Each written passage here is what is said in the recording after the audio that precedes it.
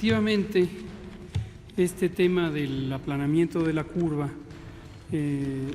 lo hemos comentado varias veces, pero siempre es importante retomarlo y recordarlo, porque se ha prestado a algunas confusiones. Yo pienso que las personas de buena voluntad, a veces es porque es un tema muy aparentemente técnico, pero también vemos que hay personas que parecieran empeñadas en no ver las evidencias de lo que es, de hecho, un modelo teórico en el mundo desde la preparación para las pandemias de influenza.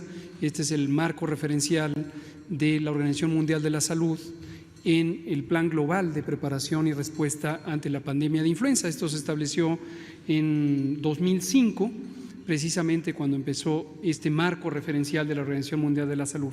Y hay una gráfica emblemática que espero que la tengamos. No, es una, bueno, estas se pueden mostrar, pero a ver si encuentran una de dos curvas. Hace 2 domingos presenté en el informe técnico de la tarde 2 curvas, la que hubiera sido y la que terminó siendo. Entonces, algunas personas, esto lo pongo a la luz pública por si alguien se topa con esta mala interpretación y desde mi punto de vista intencionalmente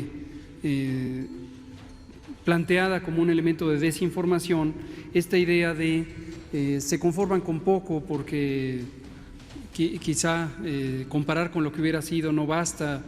Hemos dicho con absoluta claridad y con fundamento técnico y científico, las epidemias no se pueden detener de un día para otro. No es algo que nos guste. El escenario ideal, el que soñaríamos todas y todos, es no tener una epidemia. Pero las epidemias existen y son parte de la realidad. Igual que existen las tormentas, existen los huracanes, existen los terremotos. Entonces, quien persistiera en un momento dado en una construcción de información como si se pudieran evitar estos fenómenos, pues realmente está empeñada o empeñado en tergiversar la información y quizá en confundir al público. Nos parece importante, no nos perdemos la esperanza de que en algún momento este tipo de personas pudieran allegarse de los recursos tanto de información como intelectuales o incluso emocionales que les permitieran procesar con un poquito más de prudencia la información científica, pero sobre todo nos interesa que no confundan a otras personas de buena voluntad. Entonces, en ese sentido, retomo, hay un marco referencial de la Organización Mundial de la Salud planteado en 2005 para el Plan Global de Preparación y Respuesta ante la Pandemia de Influenza. Lo adoptaron todos los Estados miembros de la Organización Mundial de la Salud y es esta comparación entre la curva epidémica en su libre evolución, en su historia natural, como se conoce técnicamente, que típicamente es una curva muy pronunciada, que sube y baja en poco tiempo y causa un importante impacto, primero, en saturar los sistemas de salud o los servicios de salud, segundo, en que contribuye a la mortalidad porque no se logran dar abasto los sistemas de salud para atender a las personas en necesidad, y tercero, la carga absoluta, la cantidad absoluta de personas afectadas es mayor. Y en cambio existe otra curva, que es una curva que se le llama curva más plana o curva aplanada, es una curva comparativamente menor en términos de la altura y en cambio es más extendida. ¿Por qué? Porque difiere uno el riesgo.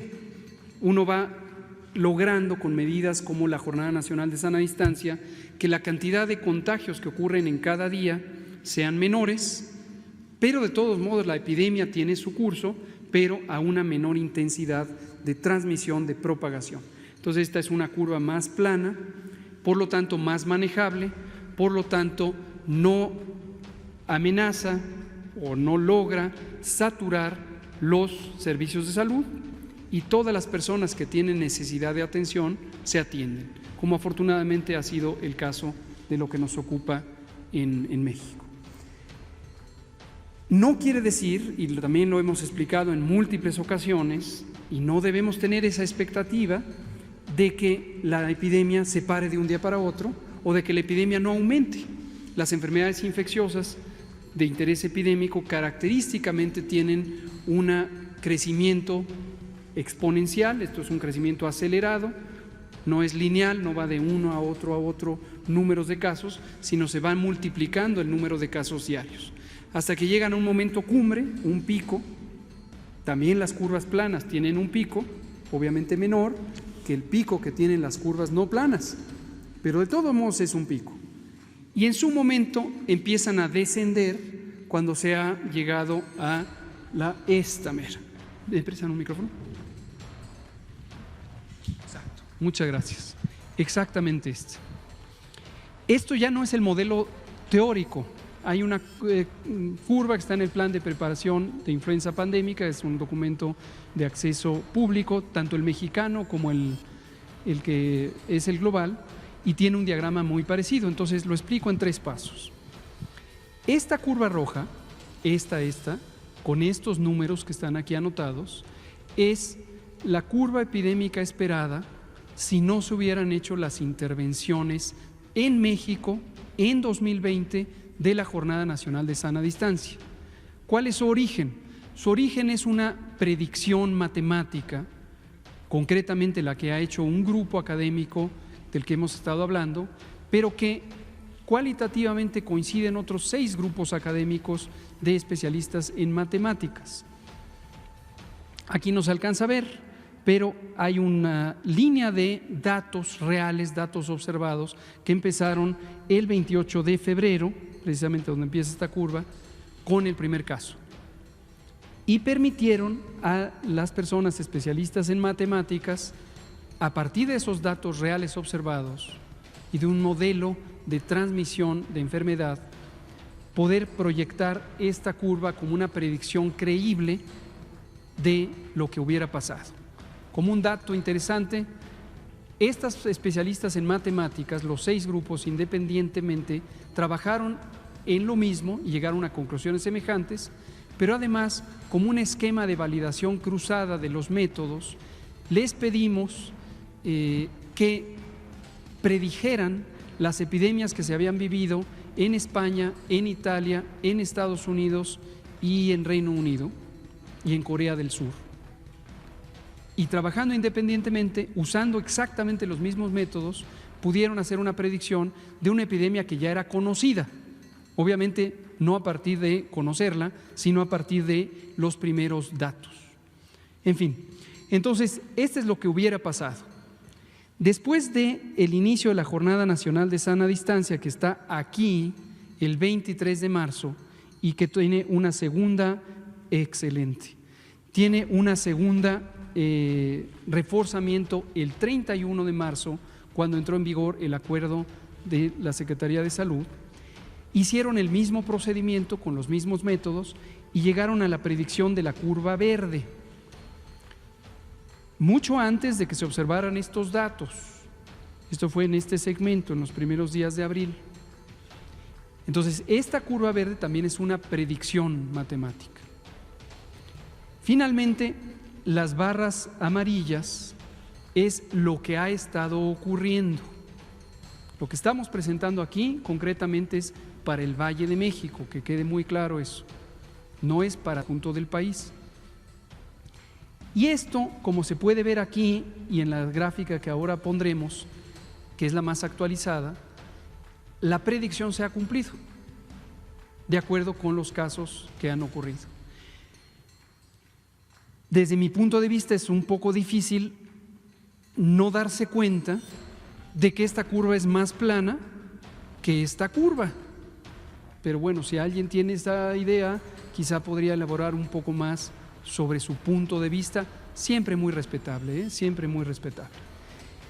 Si comparamos el área que está debajo de esta curva, que es la suma de casos, con el área que hay en esta curva, con la suma de casos, logramos, y estos son los primeros 61 días, y es una comparación justa porque es las mismas cantidad de días para esta curva que para esta curva, solo que esta curva se agotó mucho antes de los 61 días. Y ahí se ven las comparaciones, sin intervención, con intervención.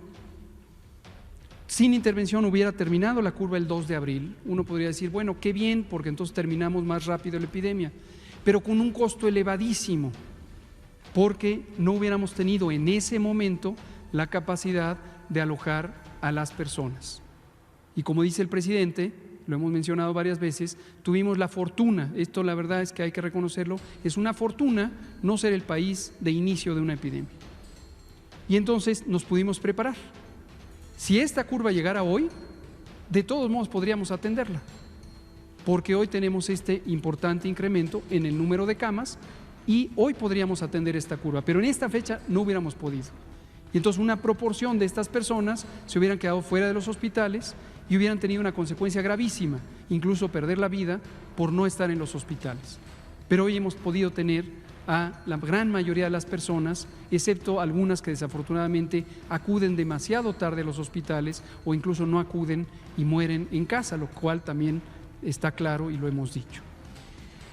Vean los números. Sin intervención hubiéramos tenido 38.773 casos en esta curva.